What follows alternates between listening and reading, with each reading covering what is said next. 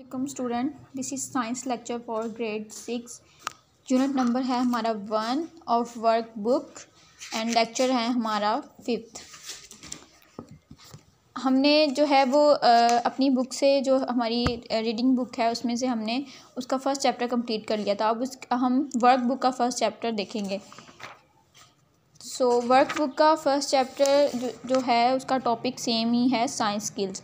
मतलब जो हमने साइंस स्किल्स हमने अपनी रीडिंग बुक से पढ़ा है उसी के जो है वो उसी का जो है उसी में से उन्होंने सारे जो है हमें क्वेश्चन इसमें से बना के दिए हुए।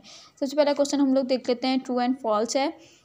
जो है वो ये पूछ रहे हैं कि टेप मेजर ज़्यादा एक्यूरेट होता है या रूलर। ऑब्वियसली टेप मेजर ज़्यादा एक्यूरेट होता है रूलर से, तो वो हमारा ट्रू है। Scientific information is also is called data, बिल्कुल वो डाटा कहलाती है, ट्रू है। और नेक्स्ट है you can predict nothing from line graph, बिल्कुल भी नहीं। हम जब लाइन ग्राफ ड्रॉ करते हैं तो हमें उसको देखने से साफ पता चल जाता है कि इसमें ये हमें कहाँ से किस तरफ टेम्परेचर का है, तो टेम्परेचर किस तरफ जा रहा है बता देता है, तो ये फॉल्स हो गया।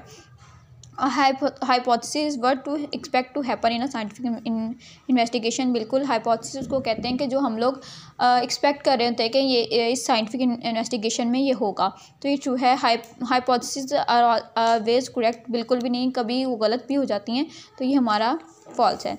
तो आगे हम लोग देख लेते हैं, चूज़ द करेक्ट ऑप्शन। इनमें से करेक्ट ऑप्शन जो हमने चूज़ करना है, तो which instrument would you use to measure the mass of object. Mass of object के लिए आप कौन सा मेजर यूज़ करते हो? बैलेंस, इलेक्ट्रॉनिक बैलेंस यूज़ करते हो। और सेल्सियस स्केल के ऊपर जो है वो बॉइलिंग पॉइंट जो है वो 100 होता है वाटर का, और फ्रीजिंग पॉइंट जो है वो 0 होता है, तो ये सी जो है वो करेक्ट है। जो स्टैंडर्ड यूनिट्स हमारे कौन से होते हैं उनको हम SI यूनिट्स कहते हैं।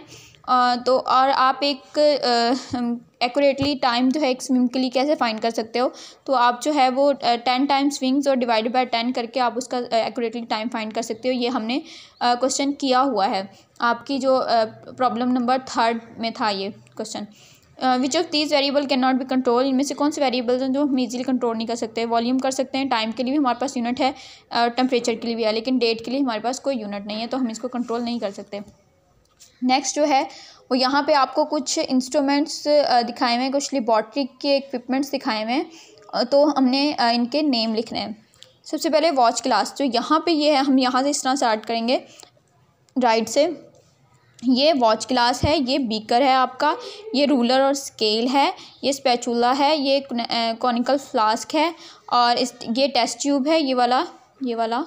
और इसके अलावा मेजरिंग बैलेंस है, ये वाला, ये आपका मेजरिंग बैलेंस है। ये आपका राउंड बॉटम फ्लास्क है, ये आपकी फ़नल है, और ये फ़नल है, और ये आपका वॉल्यूमेट्रिक पिपेट है, ये आपका वॉल्यूमेट्रिक पिपेट है। ये सारे आपके नेम हैं और वो यहाँ पर लिखे भी हुए हैं। और ये वाला जो क्वेश्चन है ये आपका जो है वो हमने बुक में भी किया है लास्ट लेक्चर में अपने, उनके मेजरमेंट्स दिए हुए, उनके यूनिट्स और उनके सिंबल्स लिखने हैं।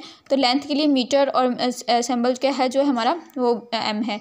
मैस के लिए किलोग्राम और kg, वॉल्यूम के लिए क्यूबिक सेंटीमीटर, cm जो है वो यहाँ पे आपका जो है वो थोड़ा सा गलत किया हुआ है, तो इसका cm क्यूब आप कर लीजिएगा। टाइम के लिए सेकंड और सेकंड, टेम्परेचर डिग्री सेल्सियस और डिग्री सेल्सियस। ये आपका जो है वो वर्क बुक का है, और पेज नंबर इसका आपका है 2 और 3।